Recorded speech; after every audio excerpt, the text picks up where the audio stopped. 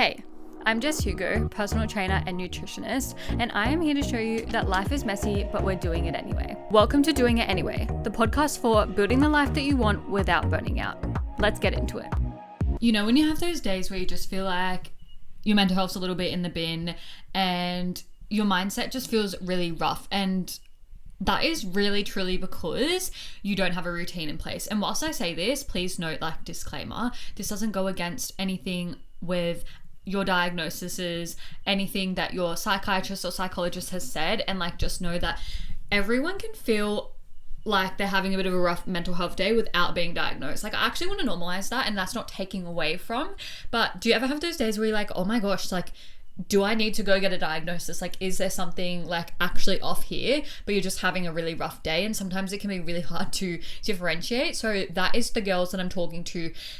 I don't want to invalidate anyone's actual diagnosis and experience and all of the things. So just know that before getting into today's episode. But I really think having a routine changes everything for me. And it's really figuring out, like, do I need another lazy day in bed where I'm going to feel shit? Is that what I'm needing today? Or do I actually need to get going, get moving, and see how I feel? I know for me, I have the best days when I get up, not early necessarily, but get up and get out of bed. Like, wake up, get out of bed straight away, instead of sitting there on my phone, laying in bed longer, really prolonging everything. For me as well, I know that I really respond well with getting some movement in, whether that is the gym, whether that's a walk. I know that my body thrives off just like blood flow movement, like getting my brain working. I just feel like if I'm consuming straight away, it almost mutes me. And I think this is very much a work from home thing. So work from home girlies, listen up, because I think there's nothing worse than you rolling out of bed and jumping on your computer straight away. We're humans. We need to be able to ensure that we're waking up, getting out of bed, getting ready for the day. I love like pulling back. I wear my hair in a slick back all the time, but I love pulling back my hair off my face because it just makes me feel like awake. I feel like if I'm wearing my hair down, it makes me feel very like tired, like closed off, and everyone's different, but these are the things that kind of work for me. And like, it helps me with my confidence as well as like it's my routine, right? To put my hair back and things like that.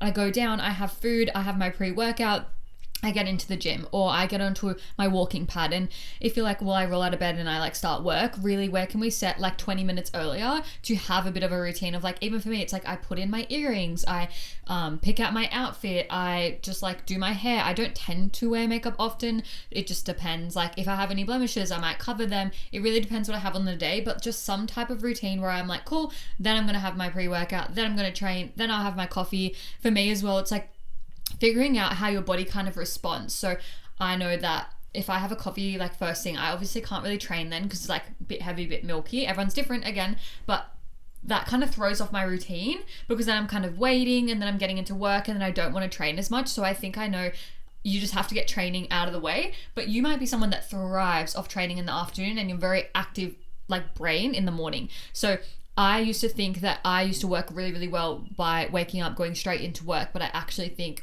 I'm better off, as I said, some movement first. Some people might be the opposite. Everyone is different. So finding out what really, really works for you, but knowing that routine actually stabilizes our mental health because it's the predictable. We know what's coming. We know that you're going to put your hair back. We know you're going to put your earrings in. We know you're going to pick a cute outfit and pose in the mirror a couple of times. Like, it's really just like that normalness to day where other things are out of our control, like tasks at work, things that might pop up, friendship disputes, whatever. So really thinking of things like that, but also like seeing how that flows into our confidence with things. And when I say the word confidence, I feel like it's thrown around a lot, especially like as well as discipline, motivation. Confidence to me is like actually just backing yourself, trusting yourself to go and do something. That has nothing to do with motivation. If I don't feel motivated to do something, that doesn't mean I'm not a confident person, right? And same with discipline. Discipline is like, oh, well, I'm ticking it off every single day. Well, no, because some days, the other day I was disciplined, quote unquote, if you're not watching the video, and I got in the gym and then I was like, everything feels off, everything's like moving shit, like I'm gonna go for a walk instead,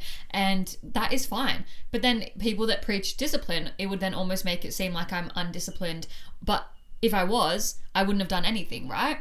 Or if I was unmotivated, I wouldn't have done anything. So really not getting confused between having confidence in yourself and having that routine, because I feel like that is really, really important. And coming back into what's important to you, like I said, when I went into the gym, I felt just like a bit of a disconnect on that day. It doesn't mean there's something wrong with me. It doesn't mean that my gym program sucks. It doesn't mean that I am hating it and I'm hating the gym. And I feel like a lot of the time I see a lot of people go through phases of like hating the gym, and I'm like, okay, that's fine, but it doesn't mean that you're not motivated or disciplined. It just means that you need to switch things up a little bit and come back into connecting with what's important to you and connecting with yourself, which comes through going on a walk, consuming podcasts that are good for you, but not over consuming to the point that you're like constantly looking for a podcast to like fill the noise. And I feel like that's a work from home thing as well. Sometimes I'll be like making my lunch and I'm like, oh, I'll put on a podcast. Like, can we just sit with our thoughts for 5 minutes? Do I need to actually just go look for a podcast just to fill the void of no one being here and like talking? No, I can actually just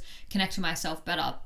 But something I've been loving with routine is creating a bit of like my Google Calendar, where I used to just use it for solely like business bookings, tasks, things like that. But now I actually put in when my training is, where my like lunch break is, what time I'm clocking off that day. And when I say clocking off, it might be 4 o'clock one day where I'm clocking off in terms of online, but then I have bookings afterwards. And so I actually can't clock off, you know what I mean? So me making sure that I know which days I'm really on, what days I have extracurriculars, what days I'm really booked and I'm very stretched and don't have a lot of time, what days check-ins are on, things like that. So I'm across everything.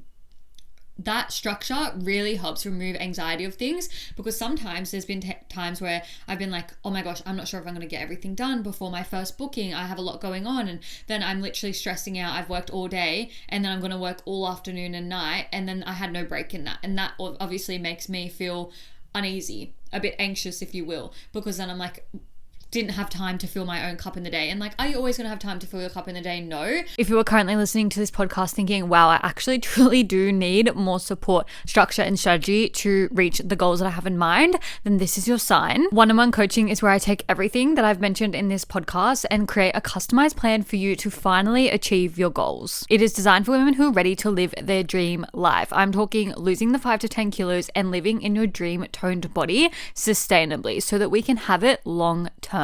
Everything between your programming, nutrition, and check-ins is made for you. On top of this, you get direct access to me so we can fast track your results together one-to-one. If this sounds like something you're interested in, there is more information below in the show notes, but you're also more than welcome to slide into my Instagram DMs and we can have a conversation there. Let's get back to the episode. But also, it's like give and take. You can't perform your best. And I know when that happens to me on this particular day, the next day, I feel very drained and like a come down from being really, really wired. So knowing that I need to structure in there, cool, this is my lunch break and I'm taking the half an hour, the hour, whatever time I have to fit in there, and I'm not going in and responding to messages. And that's like a boundary that I need to uphold that keeps that structure and stops me from feeling anxious. So for you, it could look like something like, cool, well, my lunch break is supposed to be at midday. I'm going to close my laptop, whether you work from home or you're in the office.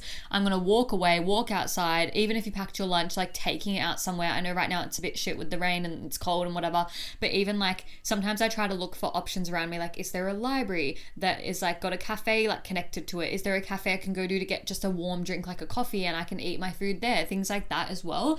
Really creating like a structure, because then it gives you something to look forward to as well. Otherwise, if you're working from home, you're just at your desk, then you roll back to your bed. If you're at the office, you're just stuck in this like windowless, stuffy room all day. Sometimes it's really cold, sometimes it's really hot, depending on everyone else in the office, and it's like you're never doing something for you. So really making sure that that routine is in place to give you structure and something to stick to, because I know realistically we're like, well, I'm gonna eat lunch, I know when lunch is, but we can push out lunch completely. We can get so sidetracked on a task, we can really lose that routine and structure, and then everything really falls, and then we lose confidence in ourselves. We tell ourselves that we don't have the capacity to reach the goals that we want to reach. We tell ourselves that we are incapable because we really are losing confidence and trust in ourselves because we're not sticking to our word, but we're also not setting ourselves up for success to stick to our word. It probably feels like every single fitness coach is always harping on about this as well, but the importance of movement, sleep, food, connection, like social connection. I think people talk about this all the time, and I always see it in the context of mums, right? They're like, why are we literally going to work all day, paying to send our children somewhere all day, just like never spend time with our kids. And I've seen more and more people contemplating homeschooling and things like that. And like, that is really like not what I'm talking on. And there's like no right or wrong, but it just really puts into perspective like how much or how little time that we have to actually do things we want. And it's really like, okay, where can we find the fun in the day-to-day things we're doing then? And like, I know for me, even like at my old jobs, I would have no time to do anything, especially because I was working both of them at once. So I was working so many hours. It was ridiculous.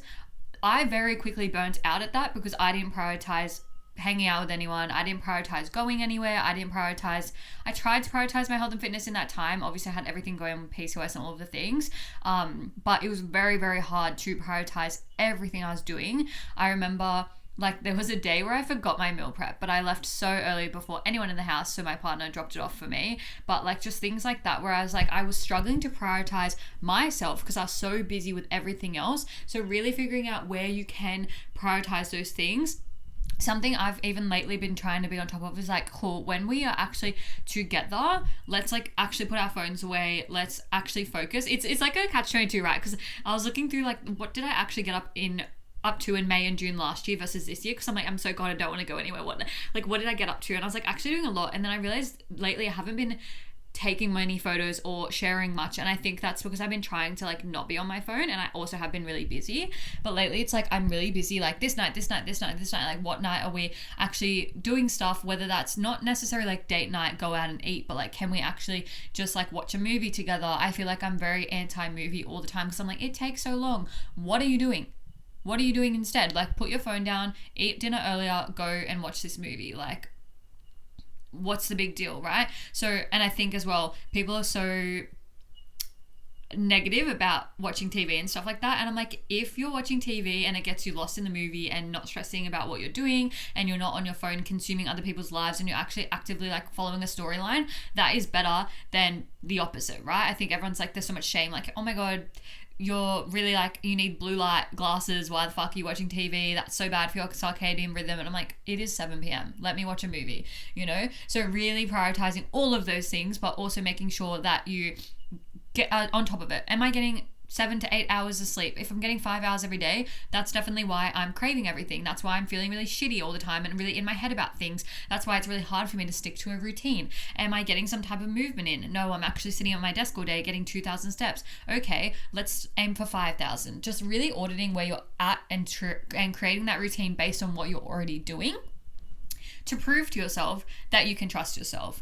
You are someone that you can trust going forward, and getting out of that survival mode. Like, as I said, looking back on the month, I was almost like, what have I been doing? It feels like I've just been like working, barely doing anything for myself, barely seeing anyone. Like it actually feels that way. Then looking in my camera roll and that being really like kind of like it's like clarity, because you're like, oh, I actually haven't really been doing anything. Like that is not great for creating a routine and feeling confidence. Like we don't need to be doing Groundhog Day every single day. We can just make something fun by watching a movie, getting some popcorn and recreating the movies at home with your friends, whatever. Like it doesn't need to be a lot of money, a lot of time, a lot of energy. It can actually be something so easy as putting a little charcuterie together, going for a picnic in the middle of the day on like the weekends when the sun is out, or like, you know, just little things like that.